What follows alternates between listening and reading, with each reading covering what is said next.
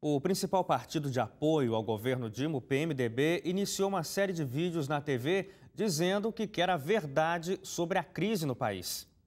O governo informou ontem que o orçamento para o ano que vem prevê um déficit de 30 bilhões de reais. A medida foi, de certa forma, elogiada pelo vice-presidente da República, Michel Temer, por ser um documento transparente. Na mesma onda de busca da verdade, o partido do vice, o PMDB, exige uma série de vídeos nesta semana defendendo que o governo revele o real tamanho da crise que o Brasil está vivendo.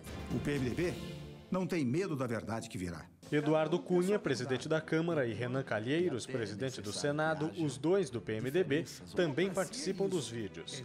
As peças são veiculadas hoje, quinta e sábado na TV, mas já estão todas publicadas na internet. E o senador Aécio Neves foi intimado a esclarecer inconsistências da campanha dele à presidência da República no ano passado. O Tribunal Superior Eleitoral questiona 15 pontos nas informações financeiras da campanha de Aécio. A prestação de contas do tucano ainda está em análise pelo tribunal e não tem data estipulada para julgamento. A assessoria do senador informou que todas as despesas e recebimentos da campanha estão identificadas no processo. Os assessores também disseram que os questionamentos do TSE não se referem a nenhuma irregularidade. O senador Aécio Neves já se pronunciou sobre essas inconsistências que são apuradas pelo TSE. Ele falou ao site de notícias G1 e disse o seguinte, quero mostrar para você o que disse ele, abre aspas. Não há nenhuma denúncia, diferentemente do que ocorre em relação às contas da Presidente da República, de utilização de empresas fantasmas, de pagamentos indevidos, sem a correspondente prestação dos serviços, fecha aspas. Para a gente falar um pouquinho mais sobre esse assunto, sobre esses assuntos, eu estou recebendo hoje aqui Larissa Prois, jornalista. Larissa, muito obrigado pela sua presença. Boa noite. É sempre um prazer participar do Jornal da Novo Tempo. Boa noite, Hélio. Boa noite para você que nos assiste. Larissa, bom, a gente acompanhou aí, foram nessa sequência de informações da política, Aécio Neves, nesse meandro aí do TSE, desconfiando de algumas coisas que parecem inconsistentes nas palavras do processo jurídico.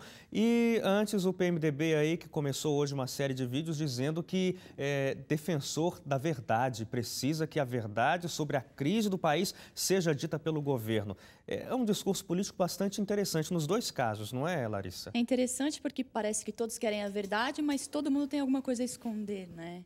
E quando vem à tona, as pessoas ficam meio desconfortáveis. Sim, a gente sempre precisa de um inimigo numa história, numa narrativa onde existe um herói. Então, eu acredito que é muito interessante essa estratégia do PMDB falar que quer a verdade, sendo que eles são o governo também. Então, assim, é muito estranho eles já não saberem o tamanho do rombo. Então, parece um discurso que se esquiva, né? O problema não é nosso, o problema é da presidente. E é interessante que parece que Dilma fica sozinha nessa situação. É como se não houvesse ninguém mais junto com ela nesse esquema que o Brasil está assistindo aí, boquiaberto, de tristeza política. E o pior é que não existe, infelizmente, nenhum político forte e incorruptível, né?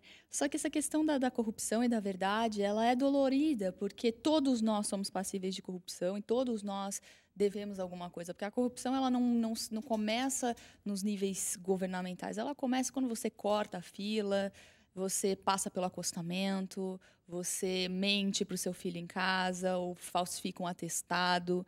São pequenas corrupções que levam a esse estado de caos moral que a gente está vivendo hoje. Sim, eu achei excelente o que você disse. É preciso ter um inimigo para se construir a figura de um herói. É mais ou menos o que a gente vê o tempo inteiro no cenário político. Não só no Brasil, isso é verdade, né? No mundo. No mundo.